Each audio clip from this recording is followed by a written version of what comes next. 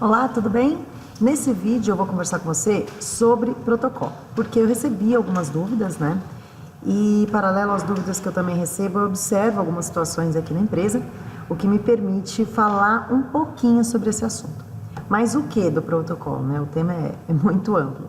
Principalmente protocolos que você precisará juntar algum documento, seja o subestabelecimento, seja algum documento chave, né, para a tese de defesa, por exemplo, algum documento de prova, algo que você vá protocolar como correspondente e que tenha anexos. E por que essa dica? Geralmente, o cliente na peça, vou dar um exemplo aqui da defesa, tá bom? Na peça de defesa, ele vai elencar os documentos que ele está juntando e vai numerar, possivelmente, já na peça de defesa. E vai te mandar os anexos, para você imprimir, grampear e mandar para o protocolo. O que eu percebo que às vezes acontece? O correspondente não se atenta a isso, então ele imprime só o protocolo, imprime todos os documentos e junta aleatoriamente ali, né, fora de ordem. Junta o contrato social, depois manda o subestabelecimento, depois junta a procuração, depois junta algum outro documento que seja importante, mas enfim, ele não analisa na defesa se está discriminado a ordem, né, a ordem cronológica para os documentos serem juntados. Isso é muito importante, parece uma coisa simples, mas é uma coisa muito importante, porque quando o juiz for analisar esse documento, ele vai se ater à ordem cronológica que a petição mencionar.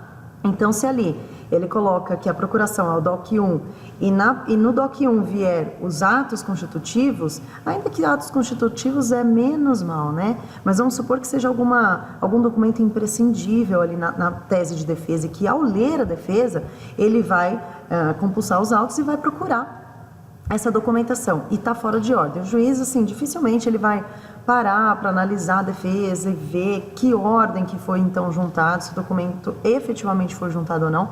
Alguns vão olhar, mas a chance é que isso não aconteça. E como você é o responsável, né, pela realização desse protocolo, você tem realmente que fazer na ordem cronológica que a defesa tiver. Estou falando aqui de defesa, pode ser qualquer petição. Tá bom, aí você vai pensar, e se não tiver isso discriminado, né, na peça? Fica aqui a chance de você entrar em contato com o cliente e questionar.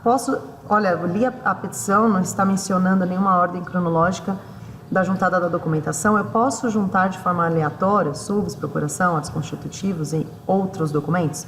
Se o cliente autorizar, tudo bem, mas a chance são que ele vai realmente te posicionar na ordem em que isso precisa ser feito. Paralelo a isso também, eu já vi situações, né, que o correspondente não assinou a peça, mandou para protocolo sem assinatura e depois sai a publicação para ali comparecer em cartório e assinar o documento.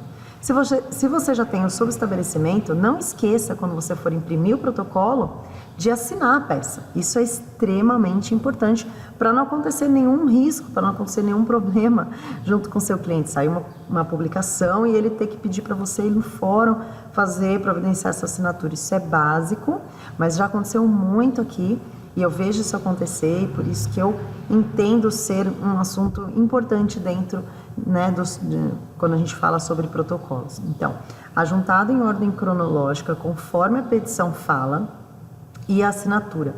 E também é uma questão, às vezes, um pouco polêmica, né? Os correspondentes falam, não precisa imprimir atos constitutivos, ou então imprime em folha dupla, imprime frente e verso. O fato é o que eu sempre falo, os correspondentes eles têm que seguir o que o cliente mandar. Se o cliente mandou atos constitutivos para impressão e juntada naquela documentação, correspondente, você tem que juntar, ainda que seja muitas folhas, aí você pede autorização para reembolso, né, de impressão, mas não acredite que você possa escolher os documentos que você vai juntar ou não.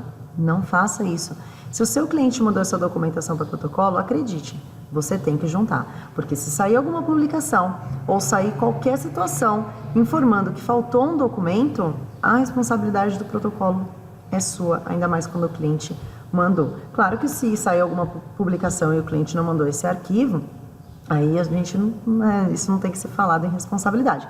Mas a partir do momento que o seu cliente mandou, e mandou ainda em uma ordem cronológica, você tem que fazer da forma exatamente na ordem que a petição menciona, e se não, enfim, imprimir toda a documentação que consta na cadeia de e-mails.